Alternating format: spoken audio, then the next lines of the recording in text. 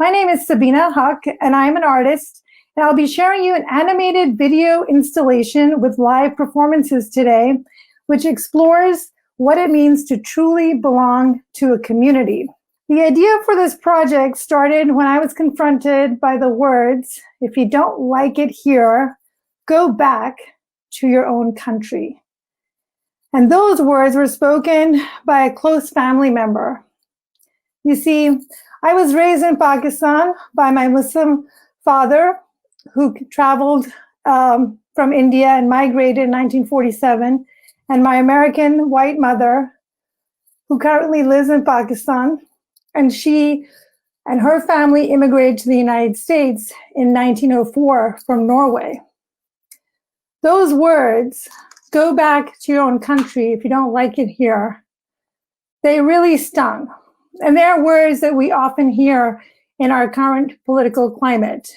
And this video performance explores that cycle of welcoming and excluding. What happens when we get that certificate of belonging? What is that urge that makes one push the next newcomer out of our country? So through gestures of welcoming and using the body to perform those gestures of welcoming and excluding, pushing away, how I use an animated shadow figure, and that silhouette crosses these man-made borders. They jump, they climb, they crawl, they even swim and fly over these artificial lines of control.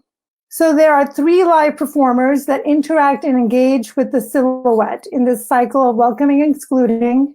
And this shows how you can move in and out from the left, from the right, and even from the side.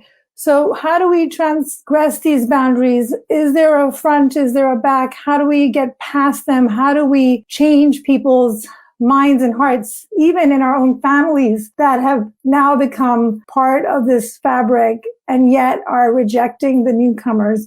So finding those creative ways to transgress those spaces is really important. I'm going to show you how this work has transformed. This is an 8-foot tall drawing. It is made on a transparency, very much like an X-ray, like a transparent film called Mylar.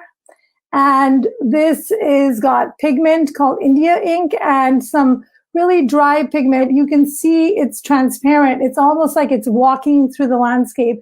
These 8-foot drawings were attached at the Caldera Art Center, where I had a residency right before COVID hit in February. And you can see this figure tentatively trying to balance themselves between 2 landscapes. On one side, on the left, you can see the landscape of the Sonoran Desert, and on the right, the landscape of Kashmir, which borders India and Pakistan. Both are disputed and borderlands. So these drawings are actually 3-dimensional in the sense that you can view them from the front and the back. So they're hanging or suspended in space, and you can rotate around them.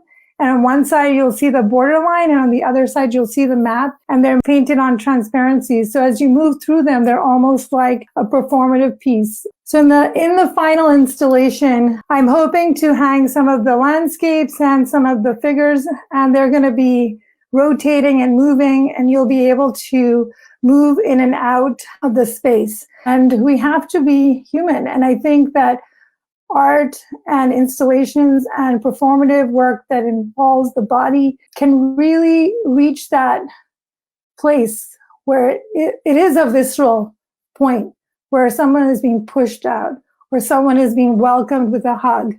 And how can that exchange or experience, what if they move through that curtain themselves? Are they transformed? Is the viewer transformed as they move through it? So I think that there are many levels through those discussions, through those collaborations, and through the viewing of it. And unfortunately, I do feel like this art is so important to be viewed in person. And hopefully we will get to do that all together as a collective experience. And hopefully I'll see some of you in person in November.